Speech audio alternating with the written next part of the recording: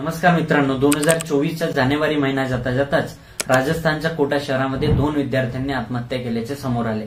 आणि एवढंच नव्हे तर 2023 वर्षामध्ये फक्त कोटा शहरामध्येच एकूण 29 आत्महत्या झाल्या।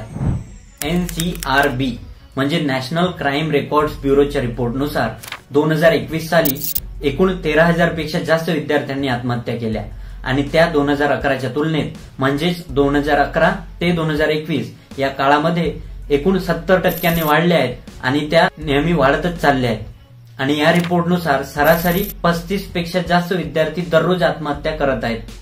आणि मित्रांनो, या सगळ्या आत्महत्यांची कारणं बघितली असता त्यापैकी काही महत्वाची कारणं म्हणजे अकॅडमिक प्रेशर, घरच्यांच्या वाढत्या अपेक्षा, प्रेम प्रकरण आणि मेंटल हेल्थ इश्यू अशा प्रकारची काही महत्वाची कारणं आहेत। आणि आपला महाराष्ट्र जसा अर्थसत्तेमध्ये, उद्योग व्यवसायांमध्ये आणि स्वच्छतेमध्ये नंबर 1 वर आहे, त्याच प्रकारे विद्यार्थ्यांच्या होणाऱ्या आत्महत्यांमध्ये सुद्धा महाराष्ट्र 1 नंबरवरच आहे। आणि ही मात्र आपल्यासाठी चिंताजनक बाब आहे। परंतु यासाठी जबाबदार कोण? सरकार, कोचिंग क्लासेस, पालक आणि विद्यार्थी की आपला समाज? तर यामध्ये सगळेच कुठे ना कुठे थोडे अधिक प्रमाणात तरी भागीदार आहेतच।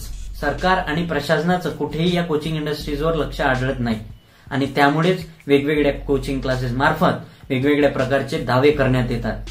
एकाच टॉपरचा फोटो हा सगळ्यांच्या होर्डिंगमध्ये दिसतो आणि त्यामुळे पालक मात्र लाखो रुपये फीस भरून आपल्या मुलांचे क्लासेस तिथे लावून देतात आणि मग इथूनच विद्यार्थ्यांची IIT मेडिकल साठीची रॅट रेस सुरू होते।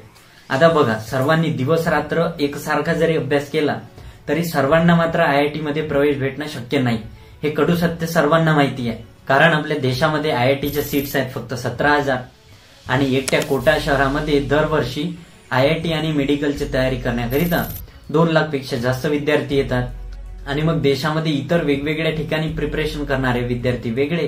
परंतु आता करणार काय? पालकांनी तर आपल्या मित्रमंडळींना आणि नातेवाईकांना सांगितलेलं असते की बस कुछ 1-2 साल की बात है, उसके बाद तो हमारा बेटा IIT नहीं तो मेडिकल में चला ही जाएगा। आणि मग बेटाची धकधक व्हायला सुरू होते आणि तो आपल्या परीने जमेल तेवढं पूर्ण प्रयत्न करतो। परंतु परिस्थिती हाताबाहेर जाताना दिसल्यावर मात्र त्यांना आत्महत्येसारखे कठोर पाऊल उचलावे लागतात। बघा, कुठल्याही देशासाठी तेथील 17, 18, 19 वर्षांच्या विद्यार्थ्यांनी आत्महत्या करणे, आपला जीव गमावणे हे काही योग्य चिन्ह नाही। आणि त्यामुळेच आज आपल्याला विद्यार्थ्यांमध्ये जागरूकता पसरवणे आवश्यक आहे।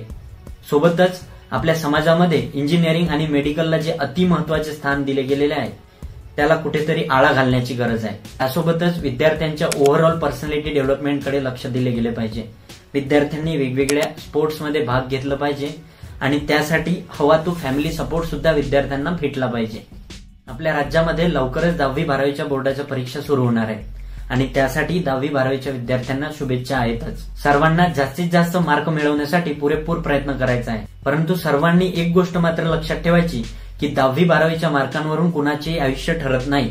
आज आपण अनेक अशी उदाहरणं बघू शकतो की अनेक जण त्यांच्या क्षेत्रामध्ये दिग्गज आणि यशस्वी आहेत, परंतु त्यांच्या 10वी-12वीच्या मार्कांशी मात्र काहीही संबंध नाही। शेवटी आपण सर्वांना एवढीच विनंती आहे की आपल्या ओळखीमध्ये जर कोणी 10वी-12वीचे विद्यार्थी असतील तर त्यांना हा व्हिडिओ नक्कीच दाखवा। धन्यवाद।